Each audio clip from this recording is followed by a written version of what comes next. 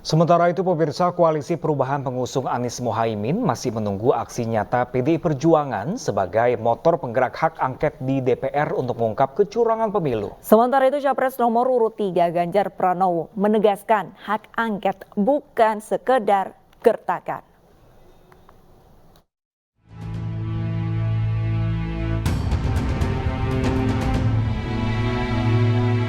Penggunaan hak angket di DPR untuk mengungkap dugaan kecurangan pemilu 2024 terus mengemuka. Rencana ini mulanya didorong oleh calon presiden nomor urut 3 Ganjar Pranowo yang merupakan kader PDI Perjuangan. Ganjar dan parpol koalisinya kemudian menjajaki komunikasi dengan kubu Capres nomor urut 1, Anies Baswedan, Muhaimin Iskandar. Bak Gayung bersambut dalam kekecewaan yang sama di tengah hasil quick count. Kubu Anies Mohaimin pun menghendaki hal yang serupa. 3 parpol pengusung Anies Mohaimin yakni Partai Nasdem, PKB, dan PKS juga berencana menggulirkan hak angket di DPR. Kedua kubu mencium dugaan kecurangan yang terstruktur, sistematis, dan masif di pemilu 2024. Ganjar mengaku mengantongi sejumlah bukti untuk membuktikan kecurangan dalam pemilu, sementara parpol Koalisi Perubahan masih menunggu keseriusan PDIP sebagai pemilik kursi terbanyak di DPR untuk segera mewujudkan hak angket. Ketika kemudian hari ini kondisi pemilunya seperti ini, kan ada cerita Sirekap, kan ada cerita server di Singapura. Sementara KPU mengatakan enggak kok di tempat kita, loh ini mesti satu mengatakan IP-nya saja ada kok masih dibantah.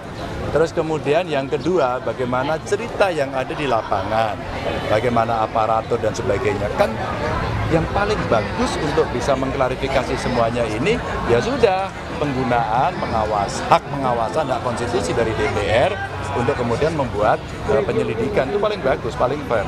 Tapi kami tidak pernah menggertak. Kami menyampaikan cara yang biasa saja. Ada banyak cara sebenarnya, angket boleh atau raker komisi 2 aja deh, segera. Ya sampai dengan tanggal 15 kemarin alternatif kita sampaikan. Saya kira kita kompak juga. Akan menunggu apa yang dilakukan oleh PDI untuk mengajukan angket, ya. Kami sangat mendukung, sangat senang, ya. Kalau ada yang melangkah begitu, kita ada di belakangnya, kita siap, kita akan mengawal, kita akan cek sampai ke detail-detailnya, ya. Dan saya yakin pertemuan ini akan berlanjut. Hak angket adalah salah satu hak yang dimiliki DPR untuk menyelidiki pelaksanaan undang-undang atau kebijakan pemerintah yang menyangkut hal penting, strategis, dan berdampak besar bagi bangsa, negara, dan rakyat. Meski hak angket tak bisa serta-merta mengubah hasil pemilu, namun hak angket diharapkan bakal membuktikan adanya praktik lancung dalam pemilu. Mengacu pada Undang-Undang Nomor 17 Tahun 2014 tentang MD3, hak angket harus diusulkan paling sedikit oleh 25 anggota DPR dan lebih dari 1 fraksi. Saat ini parpol pengusung Ganjar Mahfud yang diisi PDIP dan P3 memiliki 147 kursi di DPR. Ditambah dengan parpol pengusung Anies Mohaimin 167 kursi, maka jumlah total parpol pendukung hak angket 314 kursi. Jumlah ini jauh lebih banyak dibanding dengan parpol koalisi Prabowo Gibran dengan jumlah 261 kursi dari 4 fraksi, yaitu Partai Gerindra, Golkar, PAN, dan Demokrat. Dari Jakarta, Tim Liputan iNews melaporkan. Saya Aiman Wicaksono di Rakyat Bersuara.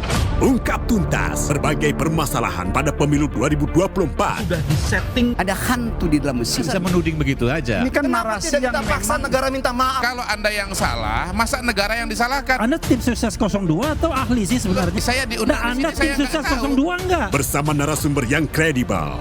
Rakyat Bersuara setiap Selasa pukul 7 malam live di iNews.